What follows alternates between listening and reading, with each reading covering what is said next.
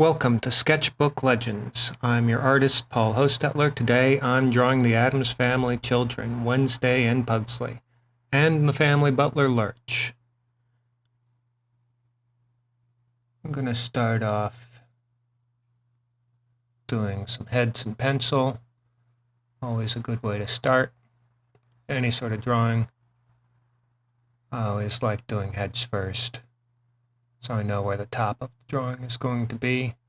Sometimes that doesn't work out. Usually it does. Humanity is the scale of all things. Wednesday and Pugsley both first appeared in an August 26th, 1944 New Yorker cartoon by Charles Addams. This cartoon co-starred Morticia Addams, featuring her as the mother of Wednesday and Pugsley, as we all know it in the cartoon. Pugsley has poisoned Wednesday with some sort of mysterious chemical potion. Wednesday has come crying to Morticia, who exclaims, "Well, don't come whining to me. Go tell him you'll poison him right back." And that really sets up the dynamic between the two siblings. One of them is always, sort of trying to murder the other. Usually in these sort of situations, they're doing something in which the murder would actually succeed. One of them would be dead at the end of the cartoon progression. That never happens because they are, in fact, cartoons, not even trying to resemble real people. And since Charles Addams was only drawing one scenario at a time, he never had to adhere to the rules of reality.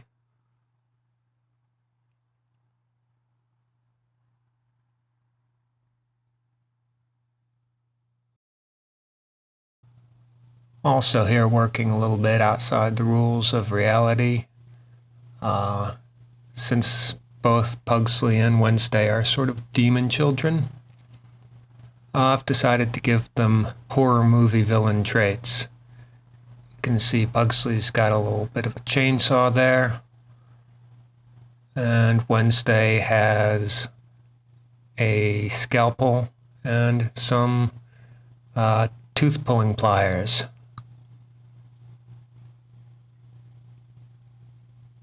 I'll get more into that later.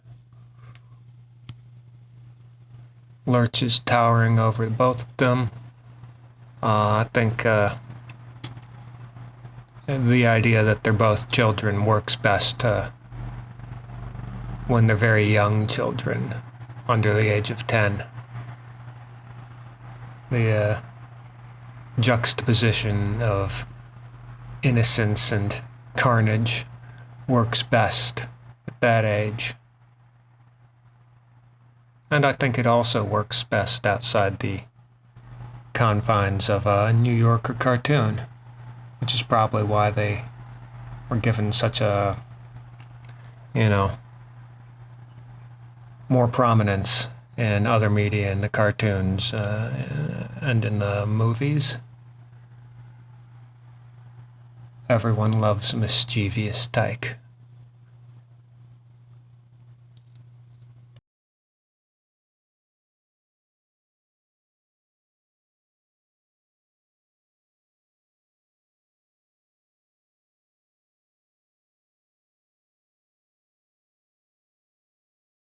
Let's start with the specifics of Lurch. Lurch showed up a little bit earlier than the kids on November 25th, 1939, also in a New Yorker cartoon.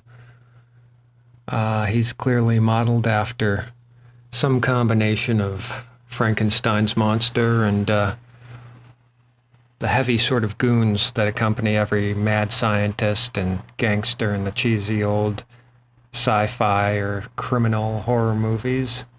Kind of like Tor Johnson with a bow tie. You can see I've given him a big ears and a sort of rondo hat and physique. And also a unibrow, which doesn't appear in all of the adaptations or even the cartoons, but I thought fit his character nicely.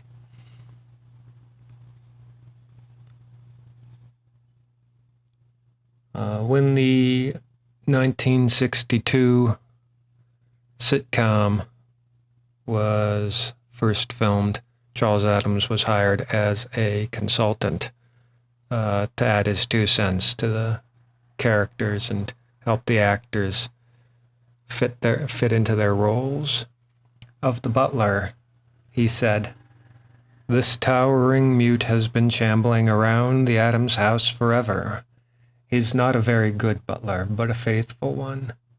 He's often sent on local errands to pick the awful herbs from the garden, for instance, but will also often forget the most important ingredient of all, say, eye of newt." This is a direct reference to the first cartoon he showed up in. Lurch is shamefaced about his oversight and the object of good-natured ridicule from the family. The children are his favorites, and he guards them against good influences at all times. One eye is opaque, which you can see I've forgotten to draw there. The scanty hair is damply clinging to his narrow, flat head. He will gladly undertake to dump the boiling oil on the carol singers, but generally the family treats him as something of a joke.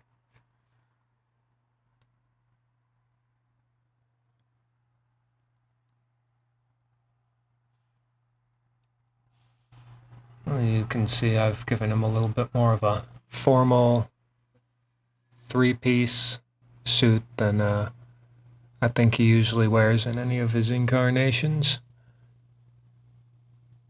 But I like to imagine in this scenario that he's taken the children out for a play date in the park or something and has decided to dress up a little for it.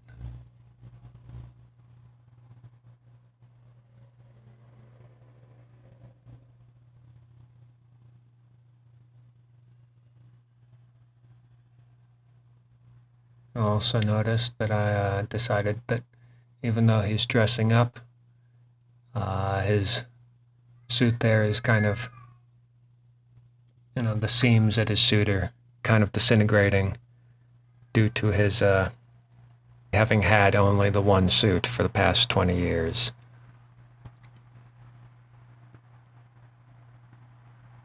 Lurch is not a vain man.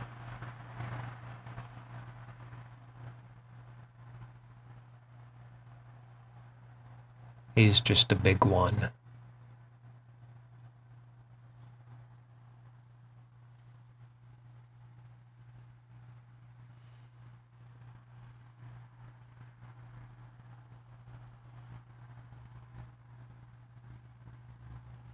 As for the composition of this piece, I think it works well that it's sort of framed by Lurch. He ends up being a little bit of a negative space against which the kids are juxtaposed. And he provides the third point in a nice compositional triangle.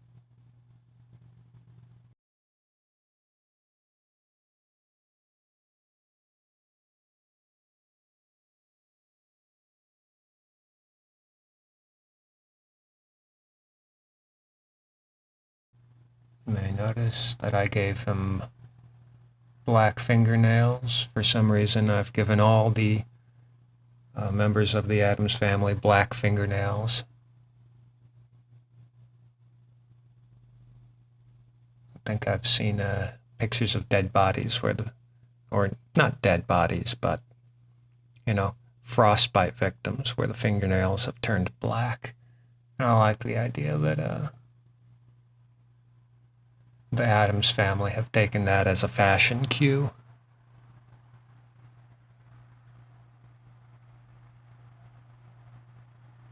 Maybe they're all just ghouls suffering from rigor mortis but maybe they just like looking like they're ghouls suffering from rigor mortis.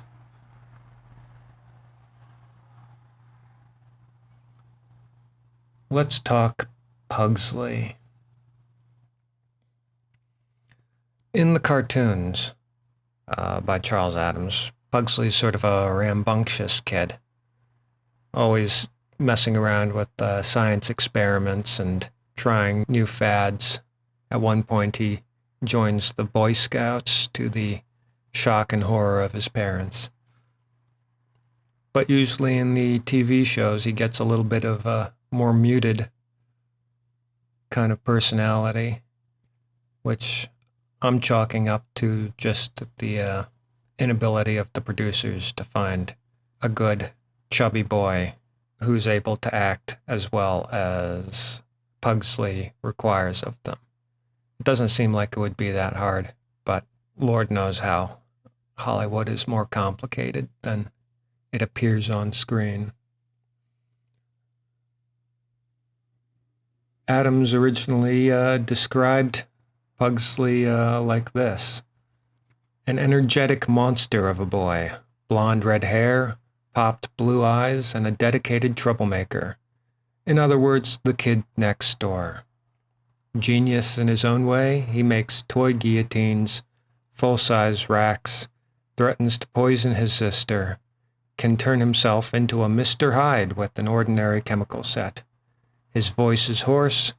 He is sometimes allowed an occasional cigar. Fun fact, in the 1970s Hanna-Barbera animated series, Pugsley is voiced by a young Jodie Foster.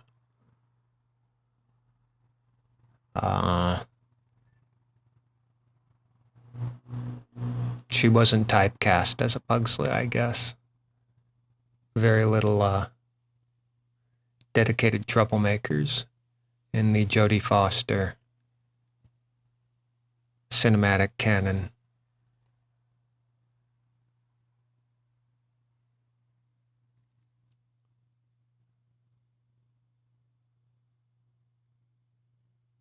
Charles Addams often complained that the characters on the adaptations of the Addams Family were always only about half as evil as his cartoons. And I'm pretty sure it was Pugsley and Fester that he was referring to. Here I've got him with a chainsaw. I thought Pugsley would be interesting as sort of a proto-slasher horror movie villain in training. A little monster, if you will. I've designed here the world's worst, least practical, least realistic chainsaw. I know that it's got the two handles, so you can hold it parallel to the ground. Other than that, I have no idea what a chainsaw looks like. I figured just a bunch of rectangles would be good enough for a sketchbook.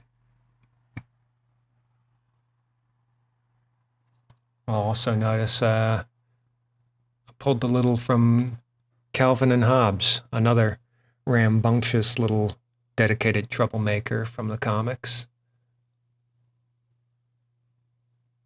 I figure my version of Pugsley is what Calvin could have been if he had been in a more nurturing household that allowed him to sow carnage wherever he went, like he so often wants to do.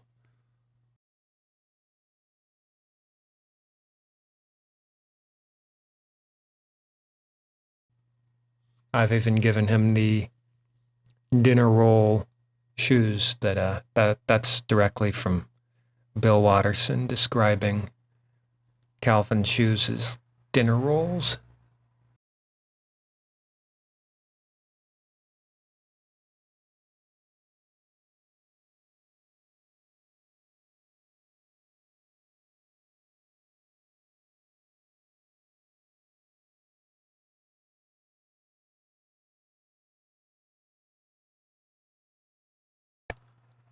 We're not quite done with Pugsley, but I've decided to move on to Wednesday before I get too much into the details. Notice I'm working on the eyes. The eyes are the window to the soul, so they say. So it's very important to get the right expression into the eyes. And Wednesday Addams has a very particular sort of soul and very particular sort of dead, blasé eyes. If you can capture the eyes on Wednesday Addams, you've captured the essence of the character. Now in Charles Addams's original New Yorker comics, Wednesday is the younger and quieter member of the Addams family, which I think makes it just a little bit strange that she's been singled out as the breakout member of the family. Only one to get a spin-off TV show so far, though I hear there is a Fester TV show in the works at Netflix.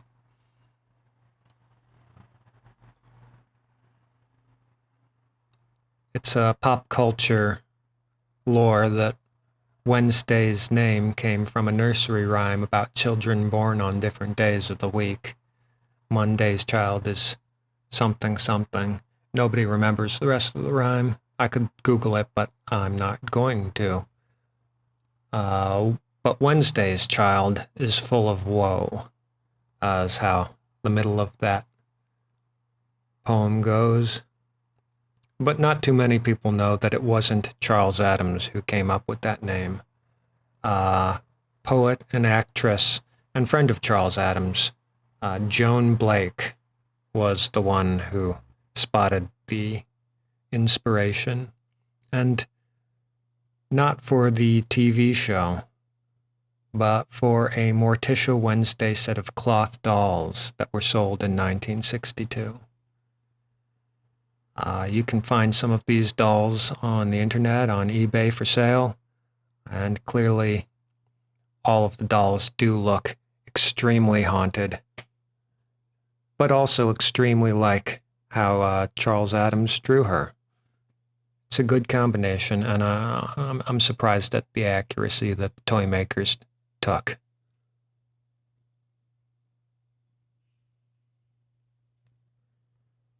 Addams describes Wednesday as the child of woe. There's the poem. Wan and delicate, with her mother's dark hair and white complexion. Sensitive and on the quiet side, she loves the picnics and outings to the underground caverns often planned by Morticia and Gomez. She is a solemn child, prim in dress and on the whole, pretty lost. Gomez is wild about her. Secretive and imaginative, poetic, seems underprivileged, and given to occasional tantrums. Wednesday has 6 toes on 1 foot. Oh, which you can't see here, I've put her in shoes. Little Mary Jane clogs there.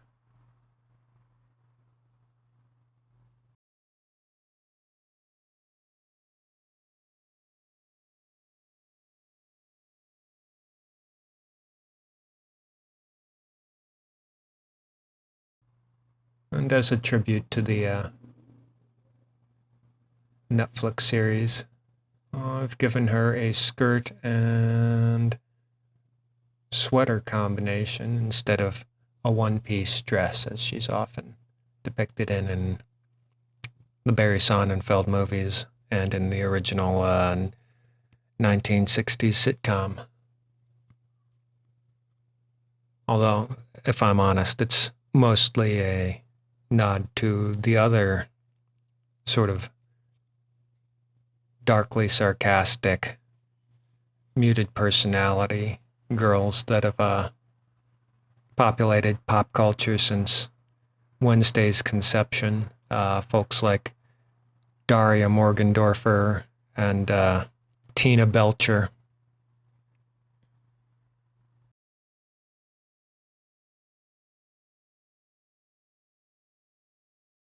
Wednesday's pigtails all drawn up.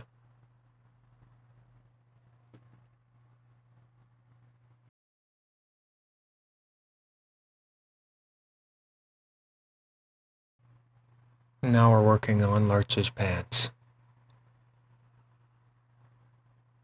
When doing folds in clothing, it's often hard not to draw a lot of lines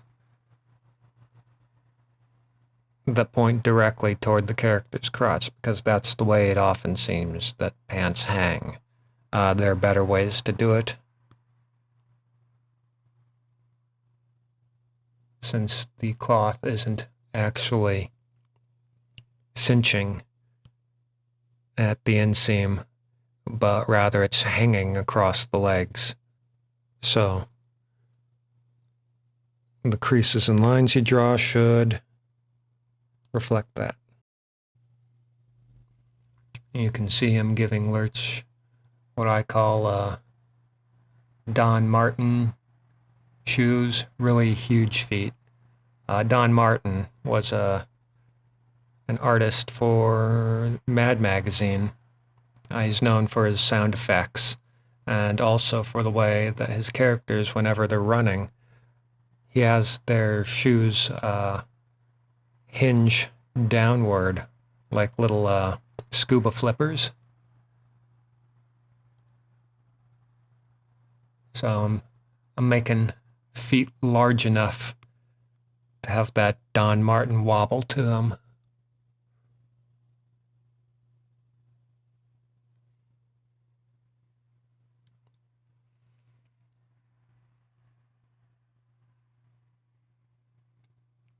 You know, Pugsley has horizontal pinstripes on his shirt, and so does Calvin from Calvin and Hobbes, which almost makes me wonder if Calvin was drawn that way as an homage to Pugsley.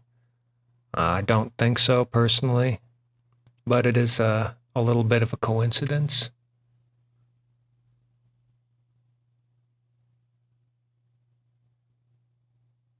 Taking a little time to erase, just so we can add extra details without being too concerned, too confused by the extraneous pencil marks.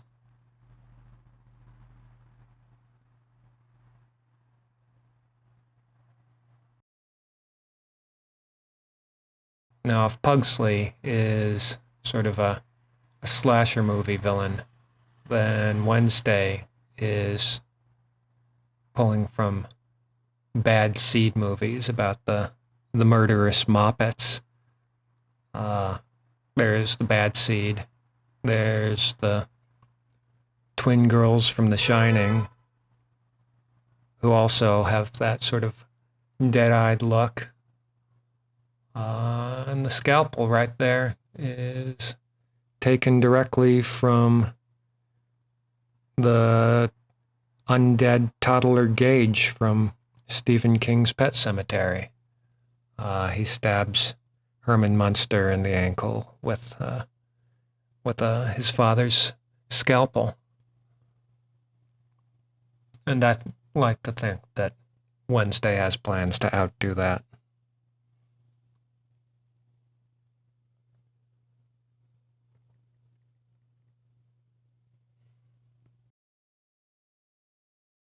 Getting a little fancy with Lurch's vest there.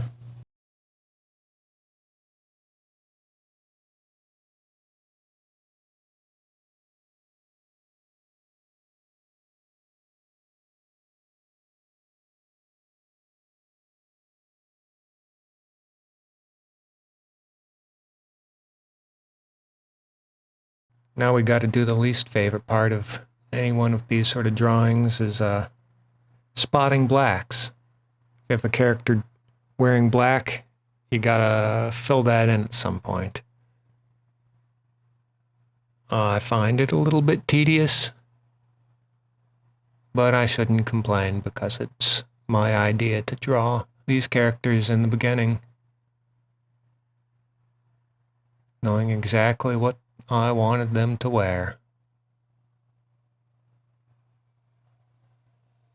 One of the troubles with spotting blacks is that you're throwing a lot of ink onto the paper, and oftentimes it dries slower than when you're just doing line work, so you've got to be careful with where you're putting your hand, otherwise you could get some nasty smears.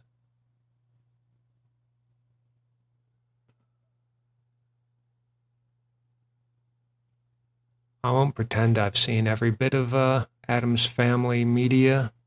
I haven't seen the Hanna-Barbera cartoon. I did see the 90s Fox Kids cartoon. I have seen the Barry Sonnenfeld movies. I haven't seen the animated movies from the past few years. And I've only seen roughly half the episodes from the 1960s live-action sitcom. I think there was a Canadian version of the live-action sitcom from the early 2000s, I think. I've seen several episodes from that. I was in the right age range and had the right TV stations being beamed into my house to catch that.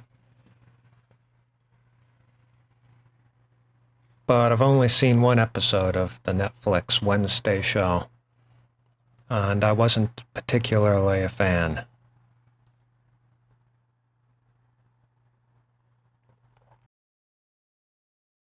One thing about the Addams Family that I think is immutable is that they work best when they're juxtaposed against normal society.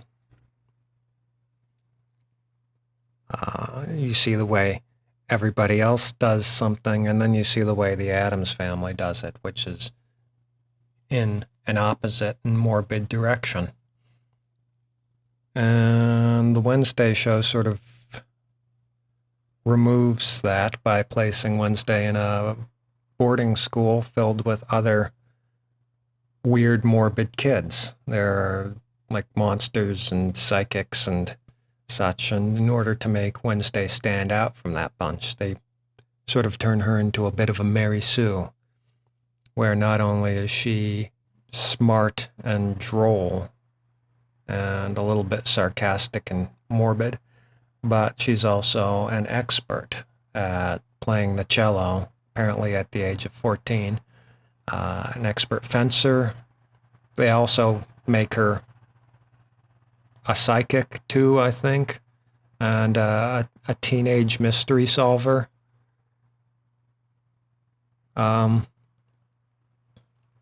Which I think clashes with what we know about Wednesday from the other adaptations, which is that she's very removed from any of those sort of concerns.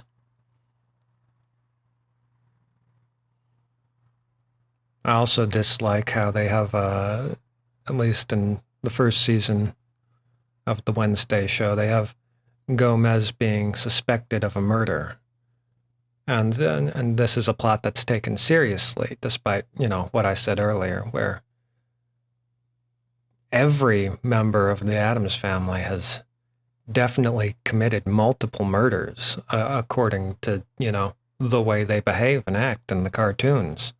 And in the sitcoms, they're all psychos, and you can't take that very seriously because they're also, fictional beings that don't exist outside the four corners of the screen or the page that they're drawn on. And that's where the fun lies.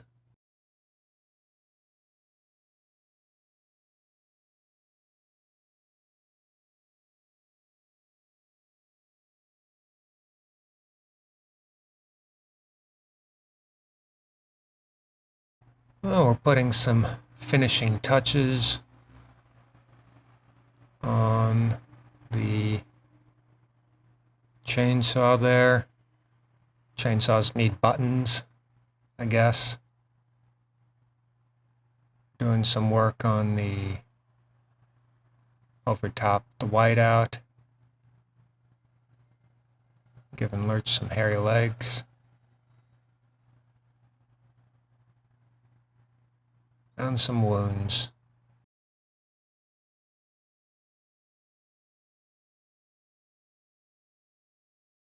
And that's Wednesday and Pugsley Addams, and Lurch, the Addams family butler.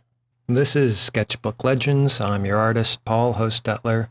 If you liked what you saw today, please click the like button or subscribe to the channel, which means that you'll be notified when new videos pop up.